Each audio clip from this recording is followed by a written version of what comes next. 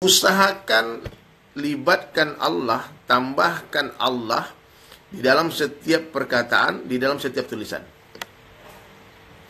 Paham nggak? Kalau panas nih, katakan Allah yang kasih panas. Bukan api yang kasih panas, bukan matahari yang kasih panas, tapi siapa? Allah yang kasih panas. Kalau dingin, katakan Allah yang kasih dingin. Di Al-Quran diceritakan bagaimana Nabi Ibrahim alaihissalam menggigil kedinginan di dalam kobaran api. Api tidak bisa membakar tanpa izin Allah subhanahu wa ta'ala. Api adalah makhluknya Allah subhanahu wa ta'ala. Maka usahakan kalau kita mau berkata-kata panas, Allah kasih panas, Allah kasih dingin. Kalau ketemu teman lama gak ketemu, tahu jumpa lagi, jangan katakan kita berjumpa, tapi katakan Allah jumpakan kita. Siapa yang jumpakan? Allah. Kalau berpisah, katakan Allah yang pisahkan kita. Dialah Allah subhanahu wa ta'ala satu-satunya zat yang berkuasa menjumpakan orang yang berpisah dan memisahkan orang yang berjumpa. La ilaha illallah. Hanya Allah satu-satunya zat yang berkuasa menjauhkan orang yang berdekatan dan mendekatkan orang yang berjauhan.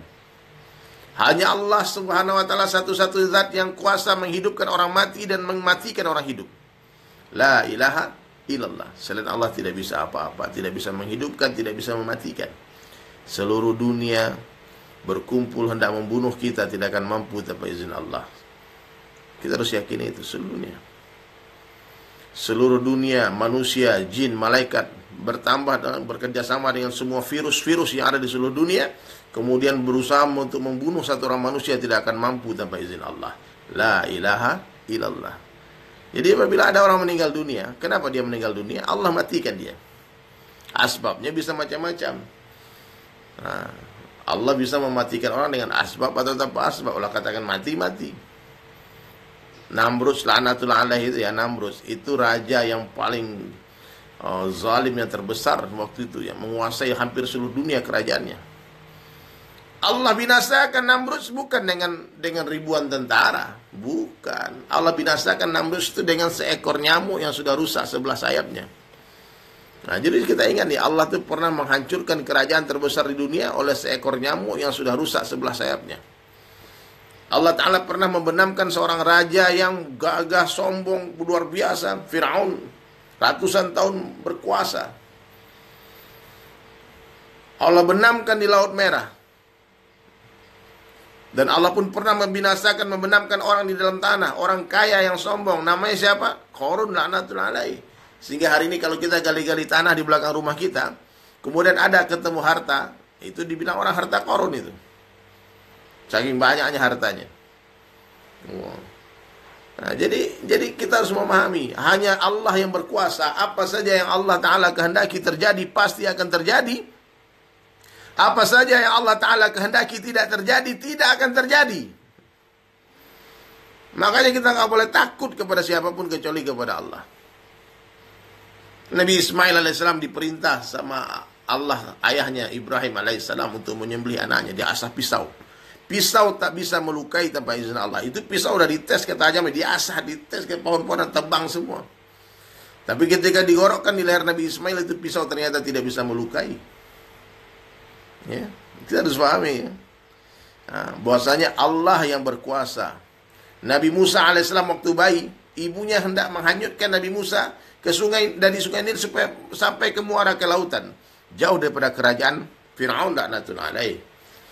Maksud hati ibu Nabi Musa alaihissalam, ini keranjang ini supaya diletakkan di sungai, supaya dihanyutkan oleh air sungai. Nah, itu fikir ibunya Nabi Musa alaihissalam. Karena Fir'aun waktu itu gara-gara mimpi, dia mimpi akan datang seorang bayi laki-laki Bani Israel yang akan menghancurkan kerajaannya. Maka dia buat sebuah keputusan konyol. Apa keputusannya? Membunuh semua bayi laki-laki yang lahir di tahun itu. Subhanallah. Maka apa yang terjadi? Ibunya Nabi Musa alaihissalam menghanyutkan bayi Nabi Musa di dalam keranjang di sungai Nil. Maksud hati supaya ini menjauh dari kerajaan Fir'aun. Ternyata Allah berkuasa. Allah memperkenalkan kudratnya. Itu ternyata keranjang berjalan melawan arus. Seperti ada mesinnya. Sampai sudah masuk ke dalam istananya Fir'aun laknatullah alaih. Jadi ternyata air sungai tidak bisa menghanyutkan tanpa izin Allah. Air laut tidak bisa menenggelamkan tanpa izin Allah. Siapa saja, apa saja, tidak bisa memberikan manfaat dan mudarat sedikit pun tanpa izin Allah. Inilah hakikat dari kalimah la ilaha illallah. Inilah maksud daripada kalimah la ilaha illallah. Allah kuasa membahagiakan kita dengan benda atau tanpa benda. Allah kuasa membahagiakan kita semua dengan rumah atau tanpa rumah. Allah kuasa membahagiakan kita semua dengan mobil atau tanpa mobil, dengan motor atau tanpa motor, dengan perhiasan atau tanpa perhiasan. La ilaha illallah. Siapa yang membahagiakan kita? Allah is the one and only. Satu-satunya zat yang berkuasa membahagiakan kita semua. Allah kuasa memberikan kita benda-benda dengan uang atau tanpa uang. Allah kuasa memberi kita rumah dengan uang atau tanpa uang. Allah kuasa memberikan kita mobil dengan uang atau tanpa uang. Allah kuasa memberikan kita semua perhiasan dengan uang atau tanpa uang. La ilaha illallah. Dan begitu juga Allah subhanahu wa ta'ala kuasa memberi kita uang dengan bekerja atau tanpa bekerja. La ilaha illallah. Ini kalam iman, ya. Yang memberi rezeki adalah Allah, bukan pekerjaan. Yang memberi uang adalah Allah, bukan pekerjaan. Yang memberikan kita mobil adalah Allah, bukan uang kita. Yang memberangkatkan kita haji umroh adalah Allah, bukan uang. Banyak orang punya uang gak berangkat-berangkat. Ada orang gak punya uang berangkat. Yang membahagiakan kita adalah Allah. Allah kuasa membahagiakan kita semua dengan istri atau tanpa istri, dengan suami atau tanpa suami, ya, dengan anak atau tanpa anak, dengan teman atau tanpa teman. Allah lah yang berkuasa mutlak. Apa saja yang Allah subhanahu wa ta'ala kehendaki terjadi, pasti akan terjadi. Apa saja yang Allah ta'ala kehendaki tidak terjadi, tidak akan terjadi. Banyak-banyaklah ucapkan kalimah la ilaha illallah sambil bekerja. Zikirkan kalimah itu sambil di kantor main komputer. Zikirkan kalimah itu sebanyak-banyaknya sampai kita mati dan di akhir kalam kita mampu mengucapkan la ilaha illallah. Dan Nabi SAW berjanji siapa yang mati dan di akhir kalamnya dia mampu mengucapkan la ilaha illallah dakhalal jannah, dia pasti masuk surga. Tak mudah itu. Nah, maka sibukkan diri bicara kebesaran Allah, mendengar kebesaran Allah, melihat kebesaran Allah, fikirkan kebesaran Allah sampai kebesaran Allah masuk ke dalam hati kita. Bisa dipahami ya? Hati ini seperti sebuah botol ini. Seperti sebuah bejana. Bahkan dikatakan oleh suatu orang ulama, hati seperti sebuah telaga yang memiliki 4 saluran. Apa saluran hati? Yang pertama lisan, yang kedua pendengaran, yang ketiga penglihatan, yang keempat pikiran. Apa yang dibicarakan manusia, apa yang didengar manusia, apa yang dilihat manusia, apa yang difikirkan manusia akan masuk ke dalam hatinya. Orang yang hari-hari bicara dunia, dengar dunia, lihat dunia, fikir dunia, hati dia penuh dengan dunia. Nanti pas sakaratul maut yang ucapkan dunia, yang keluar dunia yang keluar. Ya, botol diisi susu dituang keluar susu, diisi madu dituang keluar madu, diisi racun dituang keluar racun. Mustahil orang yang hati ada dunia, uang saja, kemudian pas mati Allah yang keluar. Tak mungkin. Ya, ada orang bangun pagi fikir dunia, pagi hari kerja dunia, sore hari kerja dunia, malam hari bicara dunia, mimpinya pun mimpi dunia, tahu-tahu meninggal dunia. Ya. Tapi ada orang yang hari-hari bicara kebesaran Allah, bangun tidur dengan Allah, dia baca doa alhamdulillahilladzi ahyana ba'da ma amatana wa ilaihi nusyur. Dia salat subuh ke masjid, laki-laki kalau masih aman-aman dulu ya. Nah, kita ke masjid. Salat di awal waktu, ingat dunia, masuk toilet ingat Allah, ya ingat Allah. Tapi sebagian orang ada ketika dia bangun pagi yang dia ingat dunia, bukan Allah. Dia ke pasar, dia ke kantor. Ya, di depan toilet ingat Allah, keluar toilet ingat Allah. Bercermin ingat Allah, ya. Ini maksudnya semua diajarkan doanya. Pakai baju ingat Allah, mau makan mau minum ingat Allah, keluar rumah ingat Allah, naik kendaraan ingat Allah, ke jalan mendatar ingat Allah, jalan mendaki ingat Allah, jalan menurun ingat Allah, jalan belok-belok ingat Allah, lewat jembatan ingat Allah. Semua diajarkan doanya dalam Islam. Dan ini doa masnunah adalah zikir kita hari-hari. Zikrullah, ingat Allah subhanahu wa ta'ala. Nah, jadi hadirin dirahmati Allah subhanahu wa ta'ala, maka penting hari ini kita perbaiki cara hidup kita. Mari kita berhijrah dari hari-hari yang biasa memuji-muji makhluk, sekarang kita puji Allah subhanahu wa ta'ala. Yang hari-hari mengatakan itu orang hebat, katakan Allah yang hebat. Itu orang kaya, Allah yang kaya. La ilaha illallah. Ya, bisa dipahami ya? Coba dituliskan di kolom komentar semuanya. Dituliskan ya, yang mendengarkan suara saya, yang megang handphone, coba ditulis kalimat sederhana ini. Allah kuasa, makhluk tak kuasa. Coba. Allah kuasa, makhluk tak kuasa. Ya, Masya Allah. Allah kuasa, makhluk tak kuasa. Ini intisari daripada kalimat tauhid la ilaha illallah. Syaitan, iblis paling benci kalimat ini. Kalimat inilah yang akan menghilangkan, memupus habis kesyirikan dalam hati kita. Allah kuasa, makhluk tak kuasa. Coba ditulis semuanya. Allah kuasa, makhluk tak kuasa. Sambil diucapkan. Kalau ada orang di samping, kasih tahu dia. Bro, Allah kuasa, makhluk tak kuasa. Mbak, Allah kuasa, makhluk tak kuasa. Dek, Allah kuasa, makhluk tak kuasa. Nak, Allah kuasa, makhluk tak kuasa. Sederhana kalimat ini. Tapi kalimat ini akan menghabiskan semua kesyirikan di dalam hati kita. Allah kuasa, selain Allah dikuasai. Allah kuasa, makhluk dikuasai. La ilaha illallah. Allah kuasa, makhluk tak kuasa. Ya. Ini penting nih. Tak banyak orang yang mampu menisbatkan segala sesuatu kepada Allah. Ya. Dia apa saja? Oh, Allah kuasa, bang. Jangan takut, bang. Allah kuasa. La ilaha illallah. Allah kuasa membolak-balikkan keadaan. Allah kuasa memuliakan, menghinakan. Allah kuasa memuliakan orang biasa tanpa menjadikan dia raja. Dan Allah kuasa menghinakan raja-raja tanpa mengambil kerajaannya. Allah subhanahu wa ta'ala kuasa membahagiakan orang miskin tanpa memberi dia harta. Dan Allah pun kuasa menyusahkan orang kaya tanpa mengambil hartanya. La ilaha illallah. La ilaha illallah. Allah kuasa menyembuhkan dengan obat atau tanpa obat. La ilaha illallah. Allah kuasa menyembuhkan dengan obat atau tanpa obat. Pertanyaannya, kenapa kita berobat? Berobat adalah perintah Allah. Berobat adalah sunnah Rasulullah SAW. Meninggalkan obat haram, yakin kepada obat syirik. Meninggalkan asbab haram, yakin kepada asbab syirik. Ini kalimat ini tolong ditulis yang kedua nih. Meninggalkan asbab haram, asbab ini perantara ya. Ya, coba ditulis pelan-pelan. Biar kita masuk, tidak usah banyak-banyak ilmu ini, tapi masuk ke dalam hati kita. Meninggalkan asbab haram, yakin kepada asbab syirik. Coba, tulis coba. Meninggalkan asbab haram, yakin kepada asbab syirik. Jadi orang beriman bagaimana sikap mereka? Dia sungguh-sungguh bekerja. Semakin sungguh-sungguh dia bekerja, semakin yakin dia Allah yang memberikan rezeki. Meninggalkan asbab haram, yakin kepada asbab syirik. Meninggalkan asbab haram, yakin kepada asbab syirik. Semakin sungguh-sungguh orang beriman berobat, semakin yakin dia Allah yang menyembuhkan.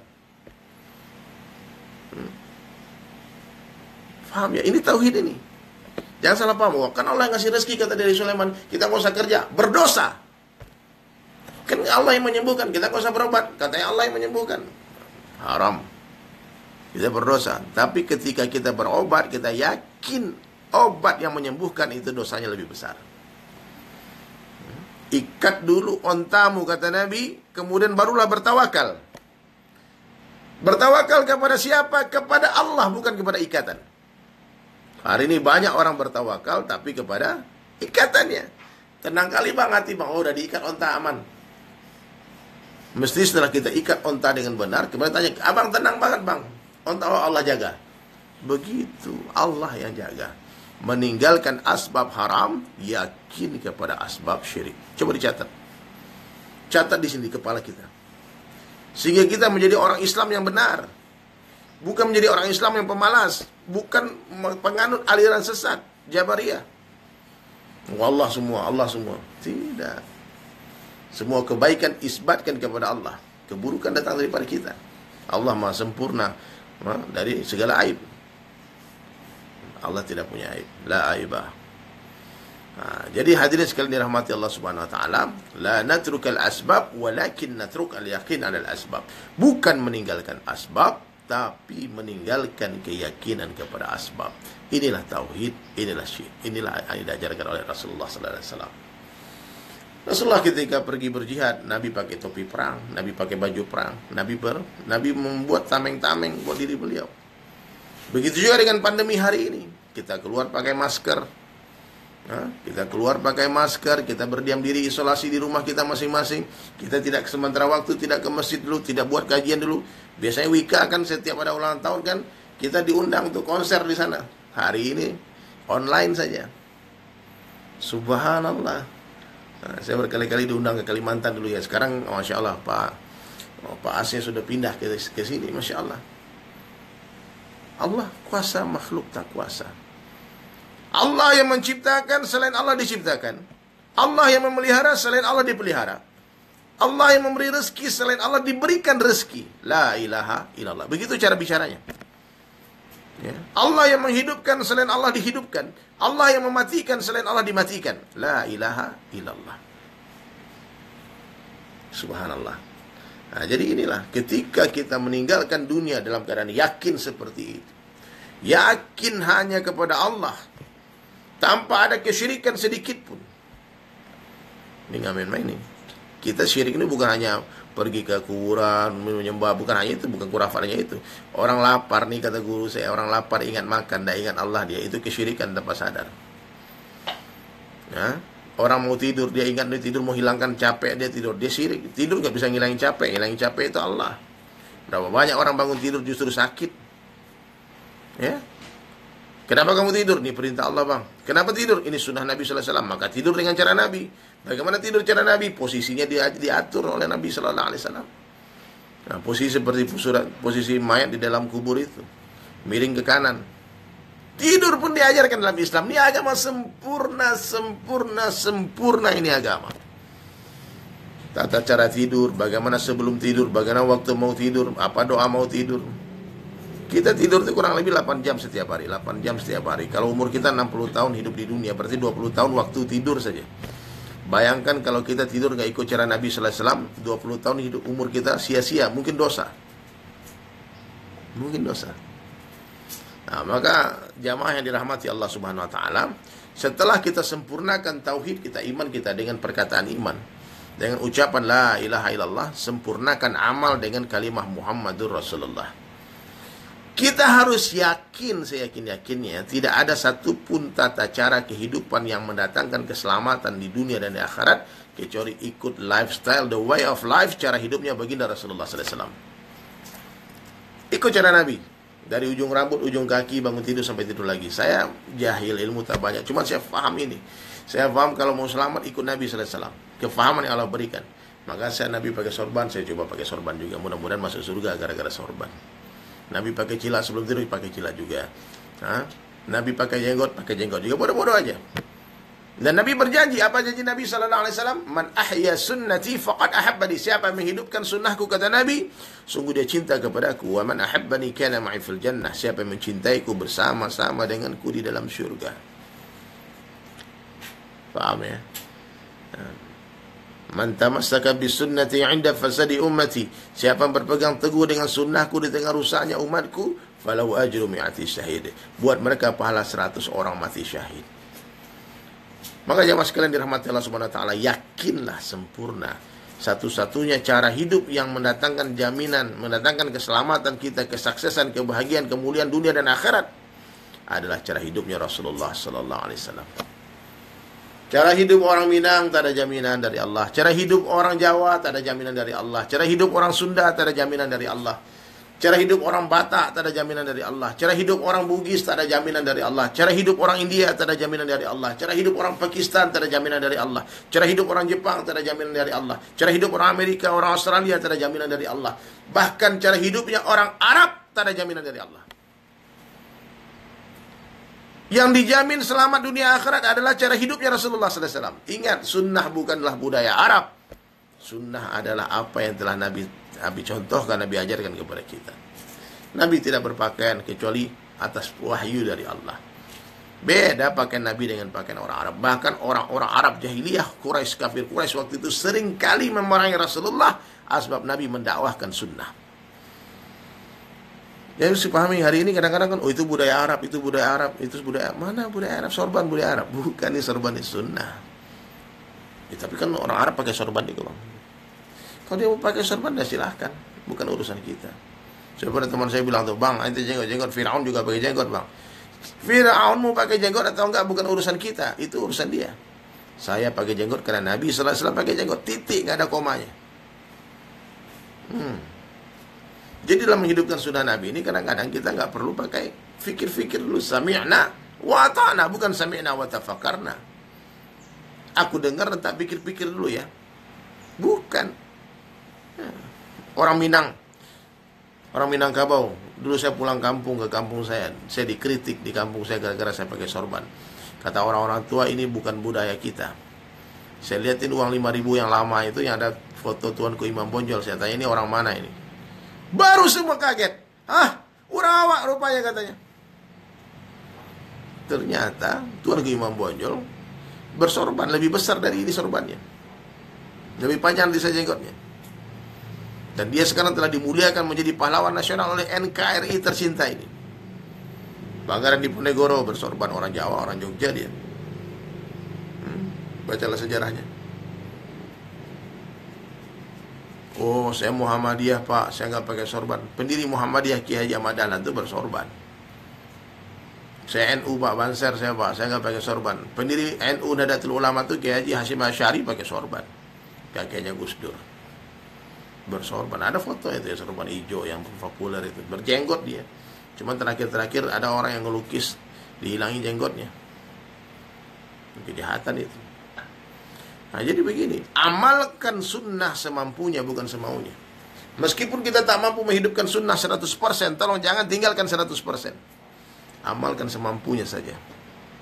Ya. Jadi kita yakin ya. Yang pertama tadi apa? Allah kuasa, makhluk tak kuasa. Yang kedua apa? Kembali kepada sunnah Nabi sallallahu alaihi wasallam. Di dalam sunnah ada kejayaan. Coba ditulis ini. Di dalam sunnah ada kejayaan. Di dalam sunnah ada kesuksesan. Di dalam sunnah ada janji Allah. Di dalam sunnah ada hidayah. Betul, di dalam sunnah. Coba ditulis apa aja, apa fadilah-fadilah sunnah. Silakan. Di dalam sunnah ada kesuksesan. Di dalam sunnah ada kejayaan. Di dalam sunnah ada kemuliaan. Di dalam sunnah ada kebahagiaan. Ada kemuliaan. Allah yang memerintahkan kita untuk menghidupkan sunnah. Qul in kuntum tuhibbunallaha fattabi'uni yuhibbukumullah. Katakanlah wahai umatku.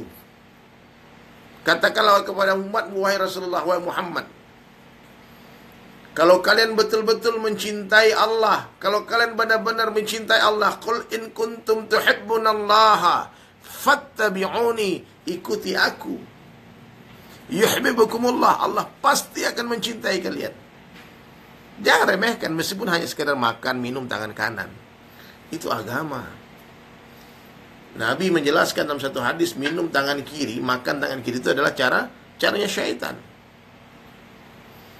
Maka kita hijrah dari minum tangan kiri ke tangan kanan, dari minum berdiri ke minum duduk pakai adab, baca bismillah. Selesai alhamdulillah, bismillah, alhamdulillah. Mulai semua kebaikan dari sebelah kanan itu sunnah. Mulai semua kebaikan dari sebelah kanan itu sunnah. Bersalaman tangan kanan, berpelukan dari sebelah kanan, masuk masjid kaki kanan, keluar masjid kaki kiri, masuk toilet kaki kiri, keluar kaki kanan. Yang baik-baik mulai dari sebelah kanan, yang kurang baik dari sebelah kiri. Itu yang Nabi ajarkan. Pakai baju mulai tangan kanan, melepaskan tangan kiri, lepas dulu. Subhanallah. Jadi sahabat sekalian, ini azan berkumandang ini. Subhanallah ya. Kita pending dulu. Sepertinya saya akan simpulkan sedikit nih kepada teman-teman di Wika. Sampaikan salam saya kepada semua keluarga di rumah. Sampaikan mohon maaf ya, semoga Allah terima pahala puasa kita semua. Diberi kekuatan kita untuk 10 hari terakhir. Nah, ini sunnah Nabi sallallahu alaihi wasallam. 10 hari terakhir kita iktikaf. Kita iktikaf, nggak bisa ke masjid, niat iktikaf, iktikaf di teras rumah, iktikaf di ruang tamu kita, iktikaf, lurus buat amalan-amalan, banyak menangis kepada Allah, banyak baca Al-Quran, qiyamul lail, betul berzikir, banyak salawat. Mudah-mudahan kita dapat keberkahan malam Lailatul Qadar, khairan min alfi syahr, lebih baik pada 1000 bulan. Ya, ingat, waktu sholat sekarang kita lanjutkan insyaallah. Mungkin itu saja, dari saya. Terlebih dan kurang saya minta maaf ya kepada jamaah semua, Pak As, Pak Bambang dan semuanya yang ada di sana. Lebih dan kurang saya minta maaf. Sekurus-kurusnya ikan pasti ada dagingnya, segemuk-gemuknya ikan pasti ada tulangnya. Ambil dagingnya, buang tulangnya, ambil yang baik, buang yang buruk, ambil yang jernih, buang yang keruh. Ya, semoga semua kita sukses, berjaya dunia dan akhirat. Wabillahi taufiq wal hidayah. Wassalamualaikum warahmatullahi wabarakatuh. Waalaikumsalam warahmatullahi wabarakatuh. Saat dari Sulaiman atau Kang Dadang ya. Semoga amal ibadah kita pada Ramadan kali ini akan menjadi tabungan amal untuk kita kelak nanti. Baiklah, telah tiba kita di penghujung acara. Hut di Commitment ke-59. Anak buahnya Pak As. Coba sudah.